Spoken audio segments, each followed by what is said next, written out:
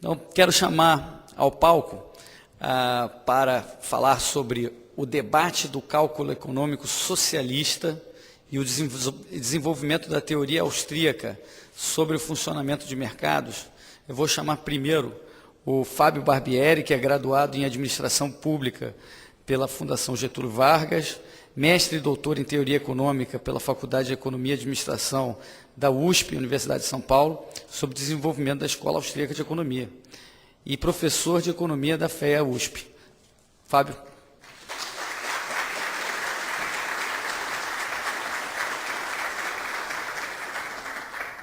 Bom dia.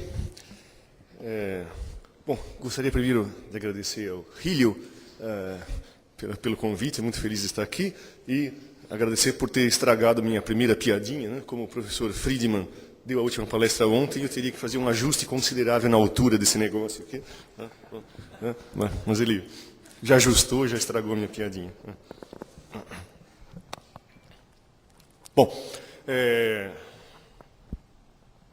Então, na verdade, esse título maior é o que eu vou falar como uma espécie de gancho para a segunda parte, que o professor Ibiratan vai tratar mais da teoria austríaca do processo de mercado. O debate é um contexto histórico útil para nós introduzirmos essa teoria. Ontem, os senhores foram expostos mais ao lado equivalente à macroeconomia austríaca, né? A teoria austríaca dos ciclos, e hoje nós vamos considerar aspectos mais de teoria de funcionamento do mercado, o que antigamente era a teoria dos preços ou a microeconomia, né? Hoje nos currículos modernos. Tá? Então, que os austríacos, qual é a visão austríaca sobre isso? Bom, aqui é um roteiro do que nós vamos fazer, então, em termos de as várias etapas do debate do cálculo econômico. Então, eu vou fazer um apanhado, ele vai ser necessariamente superficial, pelo tempo que a gente tem, mas serve como um grande índice para a gente ter leituras adicionais no futuro. Então, o que é isso, o problema do cálculo econômico socialista? O objeto de investigação é a economia do socialismo. E a tese austríaca, a tese polêmica, é que o socialismo é uma impossibilidade, não existe socialismo. Então, a despeito de todo o rio de sangue gerado para politicamente conseguir essa causa, o estudo do socialismo seria igual ao estudo dos unicórnios, sobre um assunto que não existe no mundo real. Não pode existir o ideal do socialismo. Bom, o socialismo real seria a prova do que aquele ideal não pode ser atingido em absoluto. Então, seria o uso de argumentação da teoria econômica para mostrar que aquele ideal não pode ser atingido. Uma quadratura de um círculo é um unicórnio. Então, esse problema é importante em si. Adicionalmente, nós temos a importância disso para a história da doutrina econômica. Até a década de 30, a teoria neoclássica, a partir da Revolução Marginalista, em 1871, eram vistas como três vertentes que diziam mais ou menos a mesma coisa. Os austríacos diziam em prosa, os marshallianos diziam em gráficos, e Walras falava em equações, mas diziam basicamente a mesma coisa. E todos diziam algo sobre como funcionam os mercados. Bom, aqui, com esse debate, que a questão vai ser de substituir os mercados, ou tentar simular mercados, as diferenças saltam aos olhos. Então, isso foi muito importante como um catalisador do processo de formação de um paradigma separado. Embora haja muito em comum, há diferenças substanciais entre as abordagens, de tal forma a justificar a ideia. Não, é uma escola de pensamento separada, que vê o mercado, a maneira como veja o mercado é razoavelmente diferente. E há controvérsia. Então, esse debate torna claro essas diferenças. Então, é um bom modo para a gente explorar a teoria em si na segunda parte da sessão de hoje. Então, o debate ele é centenário, então é muito complexo a gente falar do debate, que inicialmente von Mises está debatendo com uma plateia marxista, então é uma contraposta de uma teoria marxista com uma teoria austríaca, mas o debate em si, por incrível que pareça, as pessoas na escola, nossos colegas, estudantes universitários marxistas, tendem a associar a teoria neoclássica a algo neoliberal, mas aqui é exatamente o oposto. Aqui a teoria neoclássica, aquela microeconomia dos livros textos, é coisa de comunista. Os austríacos vão defender a impossibilidade do socialismo, e a defesa do socialismo, ironicamente, vai ficar na mão da teoria do equilíbrio geral. Então, isso tem os 3 pontinhos aqui, dizendo que tem uma fase de dormência do debate, mas ele é recuperado, né, conforme avanços, digamos assim, no cinturão protetor do programa de pesquisa neoclássico, né, há modificações que permitem que o debate seja retomado. Então, a economia da informação vai debater com a Escola da História Pública e os austríacos também, né, em novos modelos, novas tentativas de resolver o problema original posto por Ludwig von Mises. Né? Bom, então, aqui eu coloquei a extensão longa do debate só como uma justificativa para eu não poder me aprofundar em nenhum aspecto específico. Tá? Então, eu vou preferir falar nada sobre tudo do que falar tudo sobre o nada e ser específico. Tá? Tá, então, bom, em essência, para quem não conhece, vamos, antes de entrar no debate, a tese principal. Né? Tá, então, em 1920, no auge do socialismo, da popularidade da ideia, o Ludwig von Mises coloca uma tese bem polêmica, né, que diz o seguinte: se eu não tiver propriedade privada sobre os meios de produção, não existem mercados. Né? E se eu não tiver mercados, eu não tenho formação de preços genuínos que tenham significado. E com isso é impossível nós realizarmos cálculos de viabilidade econômica de projetos. Então, o socialismo, que prometia trazer a racionalidade ao sistema produtivo em substituição ao caos da produção capitalista, na verdade vai trazer as trevas, no sentido que as pessoas vão perder o único compasso, a única bússola disponível para guiar a produção. Portanto, eu vou trazer a irracionalidade ao sistema econômico. Né? Então, a tese é deliciosamente provocativa, né, porque usa a própria argumentação marxista. Né?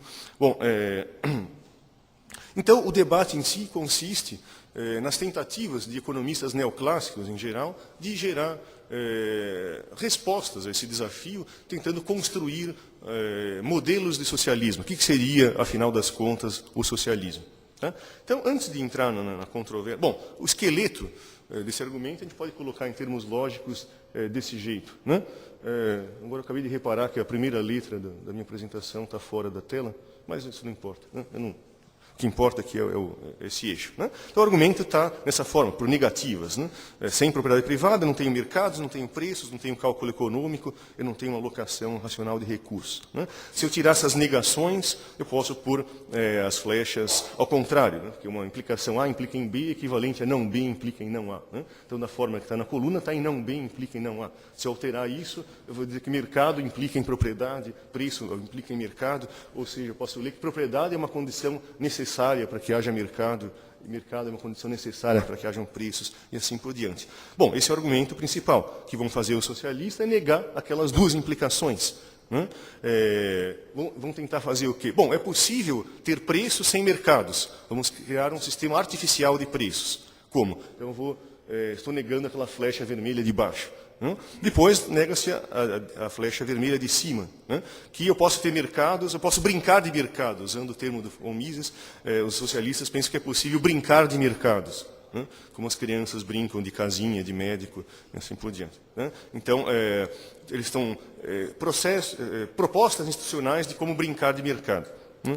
Bom, e, naturalmente, os socialistas neoclássicos simplesmente não reconhecem, não percebem as implicações que estão embaixo, né? Não percebem a necessidade do problema em si, né? Que não é necessário haver alocação de recursos. Nós vamos explorar isso um pouquinho mais a partir de um artigo do John Hicks, que coloca aqueles termos feios. Né? Qual é o problema fundamental que informa a teoria clássica e a teoria neoclássica? Os marxistas, do que se refere à teoria econômica, são ricardianos, são economistas clássicos. Né? E no período clássico, a economia é definida como a ciência, aqui a definição de John Stuart Mill, né? A produção e a distribuição de riqueza material, o aspecto social dessa produção. Né? Então, vocês conhecem dos livros textos de introdução à economia, a herança austríaca da definição do problema econômico, né? Como a ciência da ação, isso implica, quer dizer, se eu tenho escassez, eu tenho que escolher o que eu vou fazer, o que vai ser preterido, e o valor é comparado com o custo, e todas aquelas noções de se os recursos são escassos, eu tenho que, como que eu guio a produção às necessidades consideradas mais importantes pelos indivíduos. né? Essa é a definição do problema econômico, tanto austríaco quanto neoclássico. Então, o marxismo, como um produto da época da teoria clássica, ele não vê esse problema. Então, a gente pode fazer uma metáfora, para quem não for economista, algo para a teoria antiga, né, a teoria clássica. A economia é o seguinte: imagina que eu furo um poço de petróleo. Né? A produção quanto mais máquinas eu coloco, mais petróleo eu adquiro. O que resta? A distribuição. A distribuição a grana vai para quem abre e fecha o registro, para o trabalho, ou para o capital, o sujeito que pôs aquelas máquinas. Isso é uma questão política e economia é isso. Então, produção é uma coisa que se pergunta para os engenheiros, distribuição é uma coisa que pergunta para cientistas políticos. Isso, a soma dessas duas coisas é a economia. Né? Então, não se reconhece a questão do que deve ser produzido. Isso não é problemático. E aí entra a questão do debate. Né? Vai perguntar, que diabos é o socialismo? Né? No socialismo, essa pergunta é proibida. Né? Usando o método do materialismo dialético, eu tenho uma teoria da evolução, de como que os sistemas econômicos se transformam.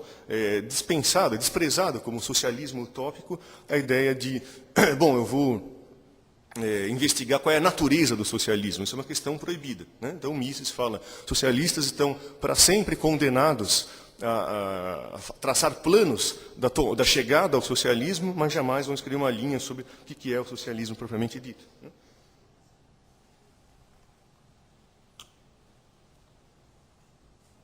Evidentemente, a gente pode imaginar o que é o socialismo pelo negativo da foto do capitalismo. Né? Critica-se propriedade privada, o caos da produção, juros, dinheiro, lucro, etc. Tudo isso é condenado, então suponho que isso não vai existir no socialismo. Né? Então, mas conforme o socialismo politicamente adquire a possibilidade de chegar ao poder, né? A questão prática de como é o socialismo, né? Passa a ser primordial mesmo no pensamento marxista. Né? Então, o primeiro passo no debate, que a gente pode classificar como pré-história do debate, é justamente com o surgimento da teoria neoclássica e com o surgimento da questão econômica. Né? Então, a gente pode traçar a Gossen, né, um precursor da Revolução Marginalista, o primeiro autor a colocar a tese da impossibilidade na prática. Né? Vamos pegar alguns autores, entre eles Wieser, entre os austríacos, coloca o argumento da similitude formal, que está em azul, ali, originalmente azul, que o argumento da similitude formal diz o seguinte: os marxistas acham que, pergunta para um aluno numa classe de qualquer matéria, assim, você acha que num futuro socialista, uma aula de economia teria um assunto sobre juros? Discutiria-se o assunto juros? Eles falam, não, no socialismo não tem juros. Né? A tese que está dizendo aqui é a seguinte: é mentira, não é verdade a ideia marxista que as categorias econômicas, como preço, lucro, juros, são categorias próprias a um modo de produção dito capitalista. Né? Todas as sociedades, do Egito Antigo e as suas pirâmides, até qualquer sociedade, até uma ditadura stalinista, o problema econômico é fundamental e tem que ser resolvido. Então, todo o sistema econômico tem que resolver o problema locativo. Né? Então, se o faraó resolve construir a pirâmide, isso tem um custo de oportunidade, a falta de bens, de consumo, devido àquela realocação de trabalho. Né? O Stalin, se vai aumentar a produção de usina hidrelétrica, vai diminuir a produção de alimentos da mesma forma. Então, há uma questão produção para hoje ou questão produção para o futuro. Então, essas decisões de escolha intertemporais ou no próprio momento são questões que têm que ser encaradas por qualquer sociedade. Então, a teoria econômica não é específica a um período histórico. Ela vale para qualquer, de uma tribo isolada até uma sociedade moderna, a questão alocativa é relevante. Né? Então, isso foi um grande desafio, a tese do historicismo. Né? Que é o grande debate entre os austríacos, não dá tempo para a gente falar, mas justamente é um debate de Menger contra a escola histórica alemã e a defesa da teoria.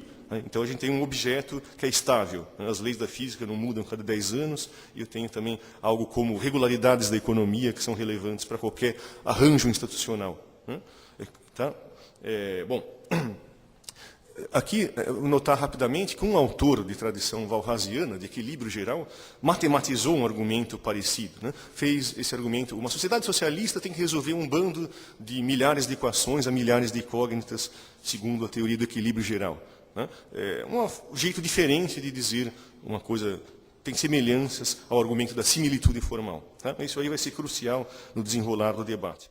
Mas vamos progredir, senão a gente não chega no debate propriamente dito. Bom, eu tenho ainda as ideias de que, com a guerra mundial eu tive planejamento central, então na época de Paras vamos usar isso. Então vamos substituir a economia e o sistema de lucros e a racionalidade, o caos da produção, pelos engenheiros que vão produzir, jogando em fora o cálculo em dinheiro de lucratividade. Ele vai em conta métodos matemáticos, como se fosse um grande problema de engenharia, o problema locativo. Tá?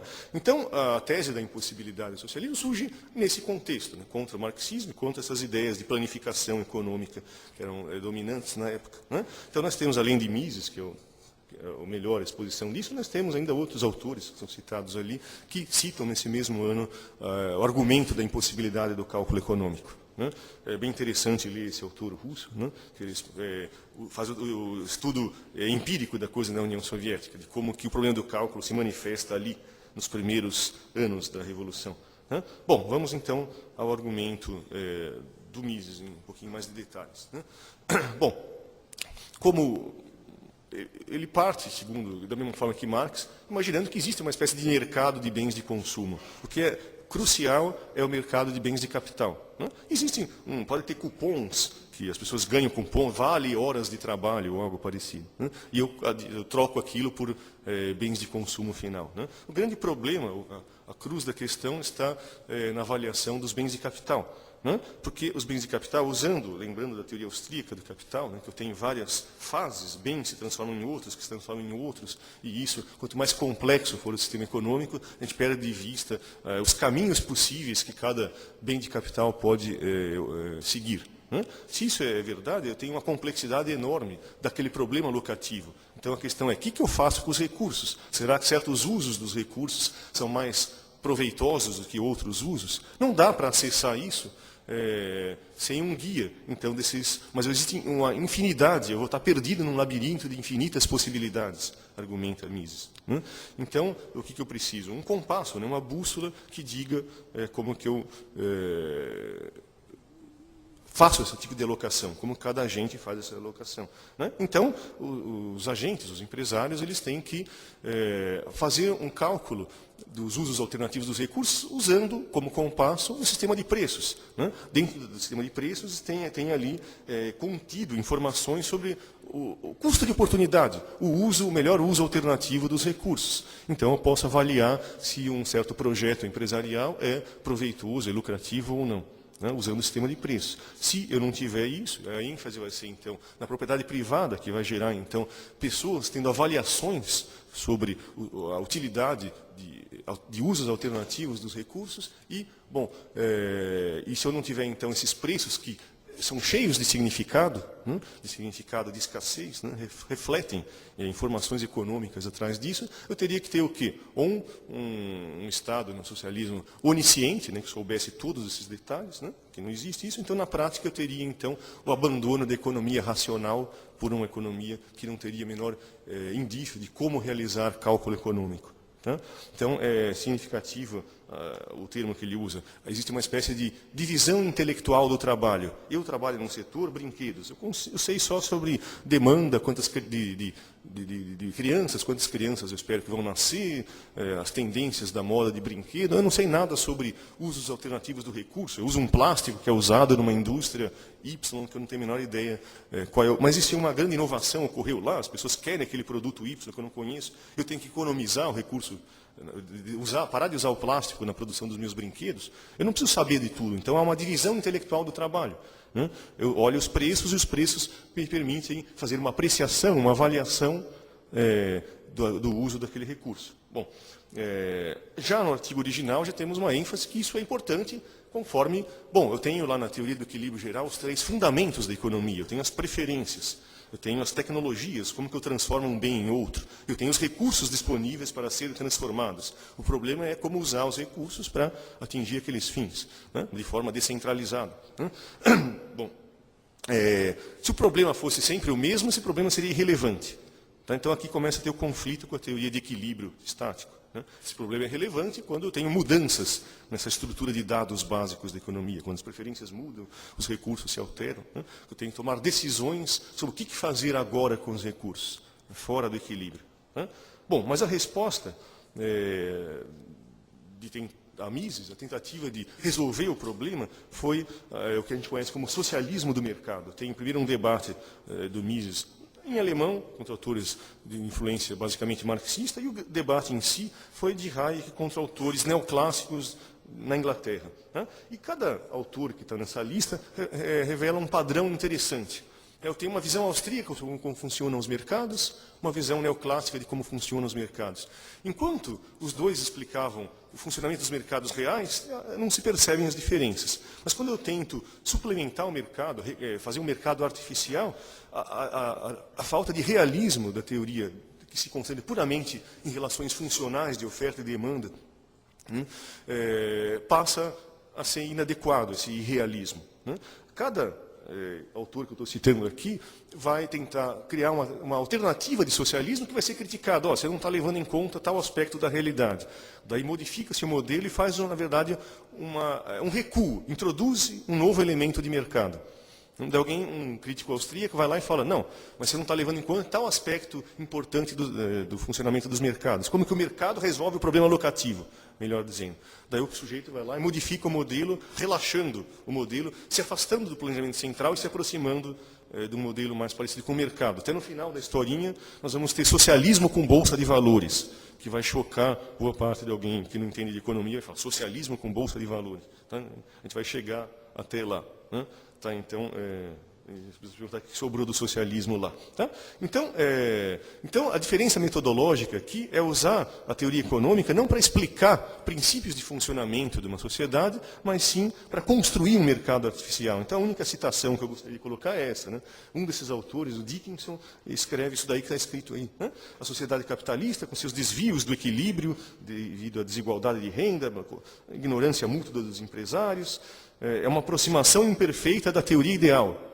Né?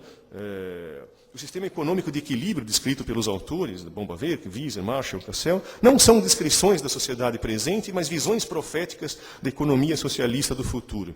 Né? É aquela coisa, eu tenho a teoria da competição perfeita construída para explicar o mundo. A teoria é uma simplificação, toda simplificação teórica é muito pobre em relação à realidade, à complexidade da realidade. Bom, ele tenta substituir a realidade pelaquela simplificação. Bom, se a realidade não dá certo, não é parecido com a teoria, eu tenho que forçar a realidade aos moldes da teoria. Eu preciso deitar a realidade no leito de Procusto da teoria da competição perfeita. Né? Então, essa é a tentativa do socialismo de mercado, que vai fracassar justamente por irrealismo dos pressupostos da teoria tradicional, que não consideram os aspectos fundamentais do funcionamento do mercado. Se abre um livro de microeconomia, não existe uma única menção à ideia de propriedade privada. E será que isso não é relevante para explicar o funcionamento dos mercados? Por exemplo, pega o VAR em 1000 páginas, eu desafio a vocês contarem quantas vezes a palavra propriedade privada aparece. Acho que 2 ou 3 vezes, num contexto que a gente vai discutir mais para frente. Tá? Então, esse é o que está sendo dito aqui. A questão metodológica é a cruz para entender o debate, na minha opinião. Tá? Bom, primeiro vamos ver brevemente as tentativas de solução. Primeira coisa, o Dickinson. Vamos fazer o seguinte. O socialismo, de novo, estatística é coisa de liberal, não, estatística é coisa de comunista. Né? Numa sociedade planejada, eu teria que ter um exército de estatísticos medindo os fundamentos da economia, quais são as preferências, quais são as tecnologias, quais são os recursos. Coloca tudo num sistema de equações, de milhares de equações a milhares de incógnitas, e eu chego a preços que informariam quão escassos são os bens e, portanto, eu vou saber quanto deve ser produzido de cada bem. Não tem propriedade, não tem troca, não tem mercados, não tem lucro, mas aqueles preços são ficções contábeis que revelam quão escassos são os bens e sai diretamente o resultado do sistema é quanto eu devo produzir de cada bem, levando em conta os usos alternativos do recurso. Claro, nós vamos ver... Bom, a complexidade que o Mises e depois o Hayek vão falar é negada. Não tem complexidade, simplesmente a competição leva à rivalidade e a rivalidade as pessoas mantêm um segredo. O socialismo teria as paredes de vidro. Né? Então, isso faz lembrar aquelas ficções totalitárias, né? Que nem o livro Nós, né? Que as pessoas viviam em paredes de vidro para serem vigiadas. Aqui a parede de vidro serve para outra coisa, né? Para você enxergar os dados, não tem segredos industriais. Então, é uma negação, uma volta à ideia marxista, uma complexidade do problema econômico. Né? Então, uma reação marxista, de fato, é de Dobbie. Dobbie vai falar, é bobagem, soberania do consumidor.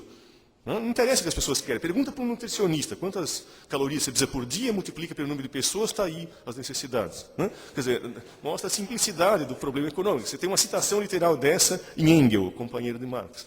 Aqui o argumento é mais ou menos o mesmo, do Dobbs. Né? Mas o Lerner, que é um economista neoclássico, e o mais brilhante deles aqui da discussão, ele vai falar isso não é irrelevante. Né? Você está substituindo a preferência dos consumidores pela preferência do único consumidor da sociedade, que é o ditador. Né? O ditador ele vai decidir quais são os fins. Então você tem que, da mesma forma, alocar os recursos escassos aos fins alternativos daquela entidade. Não importa se é uma assembleia democrática, se é um xamã que joga borifa, vapores, não sei o quê, ou se for um ditador. Seja lá qual for o sistema locativo, eu tenho alguma preferência. Então eu tenho que alocar isso, o problema subsiste. Né? Bom, a solução mais clássica, a mitologia da história do pensamento econômico coloca como refutou o Mises, foi a proposta do Lang. Claramente, não dá para se pegar aqueles dados todos da economia. Aquele exército de estatísticas não é uma coisa viável. Então essa proposta vai tentar relaxar isso. Vamos então, em vez de suprimir os mercados, simular os mercados. Imagina que o Stalin, então, funciona o papel do leiloeiro valrasiano, que é aquela figura da teoria neoclássica. O sujeito fala, todos os bens da economia custam R$1. A Ferrari custa R$1, um ioiô custa R$1, o teu salário é R$1. Das pessoas, quanto vocês querem produzir? Bom, todo mundo quer comprar Ferrari, ninguém quer comprar um ioiô. Né? Daí eu computo o excesso de demanda e o excesso de oferta dos bens. Quanto está faltando, quanto está sobrando dos bens. E vou ajustando os preços até que eu chegue em um preço artificial de equilíbrio. As firmas vão dizer quanto querem produzir baseado em regras de minimização de custo. Eu vou produzir, dado aqueles preços arbitrários, quanto custa produzir cada coisa, e mais tarde é uma modificação, para dizer, eu devo produzir enquanto o ioiô for mais barato do que R$1, que foi o preço do ioiô, eu produzo o ioiô, daí eu paro. Tá? Então essa é a regra. As firmas não vão maximizar lucro, não vão, segundo a teoria neoclássica, não vão ter atividade empresarial, elas vão seguir regras contábeis, de minimizar custo, basicamente. Tá? Isso também vai ser sujeito a críticas. Né? Esse autor imagina que você precisa reajustar os preços uma vez por ano, talvez colocando num supercomputador, você coloca essas informações e faça uma rodada de um grande leilão, uma vez a cada 6 meses, uma vez a cada ano. De novo, é uma compreensão muito pobre da necessidade de alocação econômica ao longo do tempo, em tempo real, na verdade. Né? Então, Durbin, que é o melhor autor desses daí, mas é pouco conhecido porque quem faz a história é o Oscar Lang, né? Vai perceber isso e vai pôr uma coisa mais descentralizada ainda. Não, os preços são modificados no dia a dia, eles são descentralizados, então é mais uma concessão. Quem determina os preços não é mais o governo. Então, os preços são determinados por cartéis que operam, são firmas estatais que operam cartéis em cada um dos setores da economia. Só que na constituição deles, eles têm que pautar suas decisões pelas regras da teoria neoclássica, minimizar custo médio. Tá? Então, não importa, para quem não estudou economia, esses gráficos aqui, mas seria um ponto nesse gráfico que reflete custos, eu tenho que produzir segundo essa regra. Né? Uma regra de minimização de custos. Né? Então é a solução ainda mais frouxa do Durbin. Né? E tem, finalmente, a crítica do Lerner, que esse gráfico eu não vou ter nenhuma esperança de explicar. Né?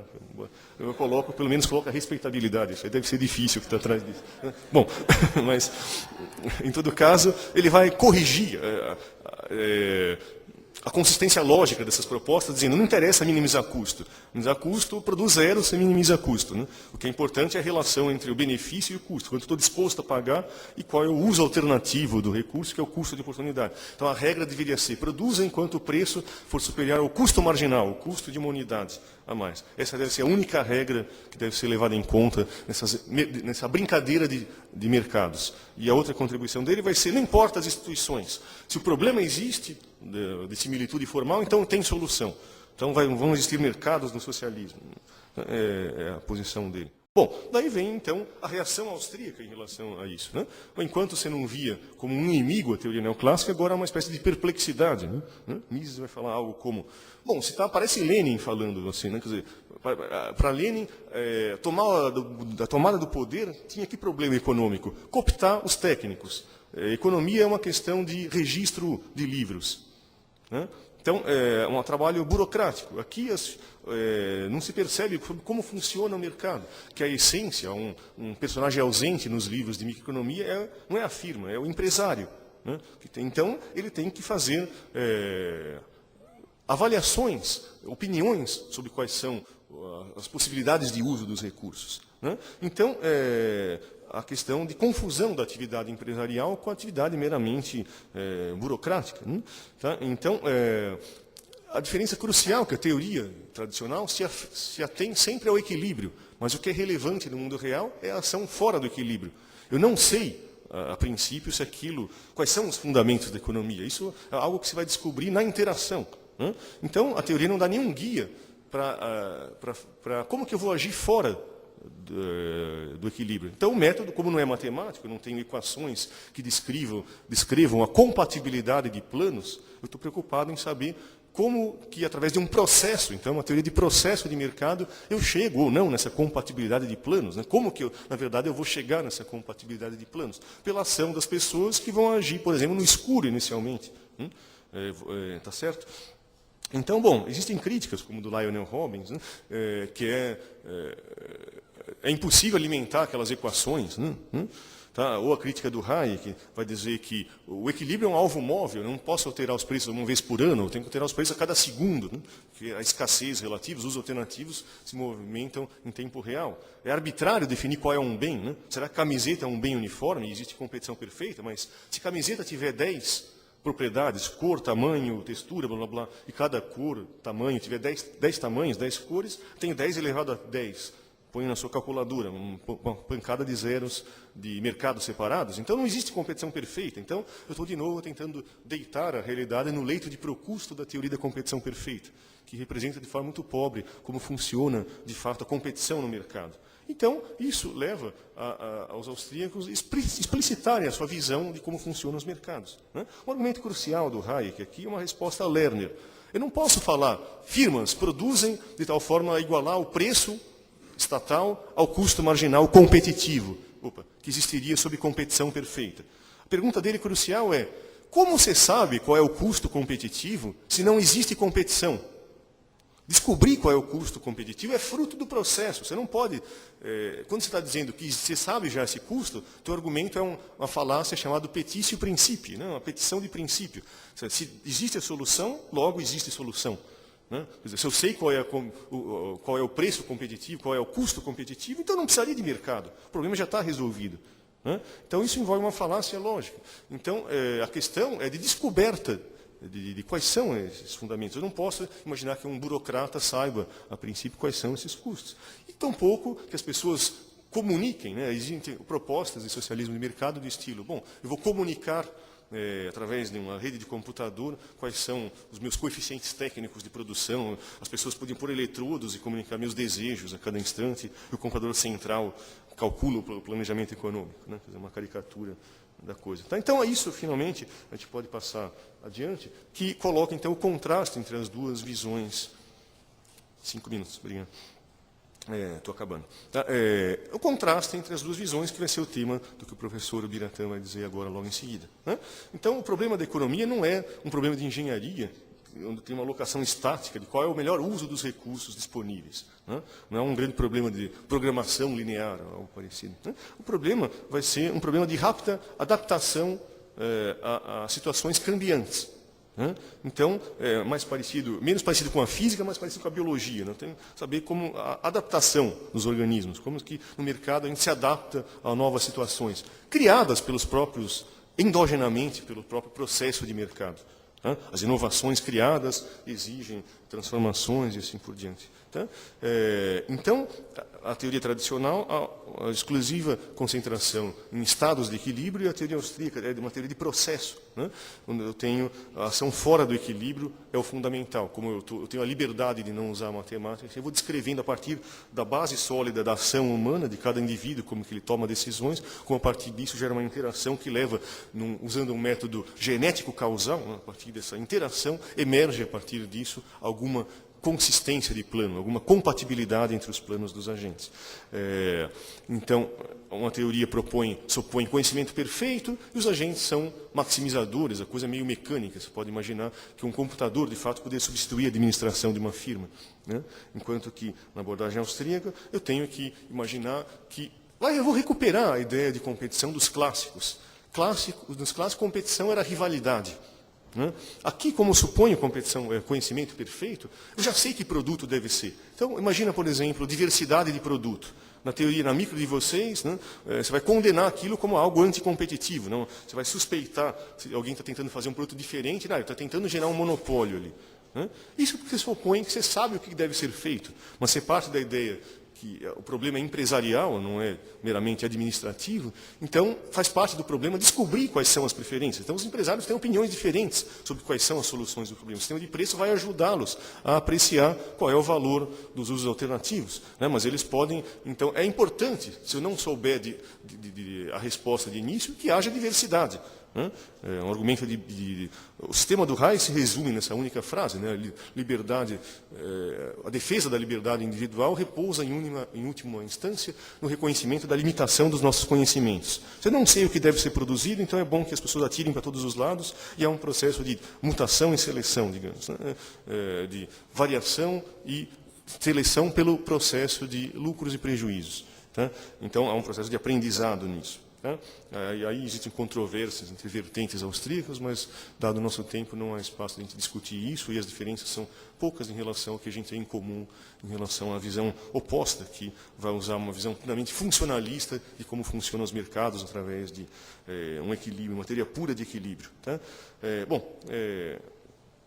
Existem novos desdobramentos, como eu disse, que eu não tenho mais tempo, né? Mas que, conforme a teoria vai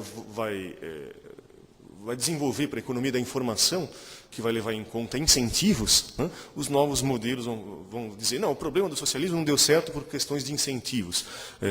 Os trabalhadores fazem corpo mole, não fazem o que a administração quer, a administração não faz o que os acionistas, que é o planejamento central, no caso, quer, e o planejamento central pode não fazer o que a população quer. Então é um problema de agente principal. E para isso tem que desenhar mecanismos de incentivos que façam as pessoas se esforçarem. Né? Então, o que acontece?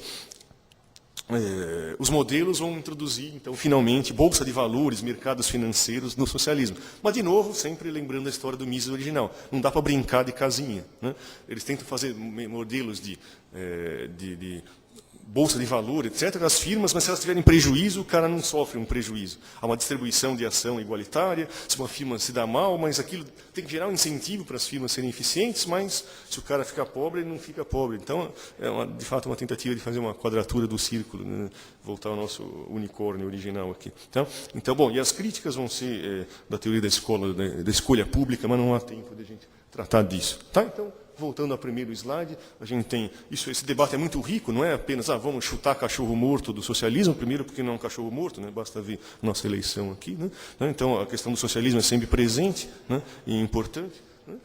Mas o debate ele é rico, ele é profícuo para outras áreas. A gente pode criticar o intervencionismo baseado nisso, né? Pode imaginar políticas de Banco Central podem sofrer problemas relacionados ao debate do cálculo, mesmo numa economia privada. Assim, eu posso imaginar limites ao tamanho de firmas, dado uma grande firma que compra várias firmas e desaparece em certos mercados e não consigo fazer cálculo. Então, é aplicável a várias aulas, a várias áreas do debate do cálculo, e a importância teórica é isso.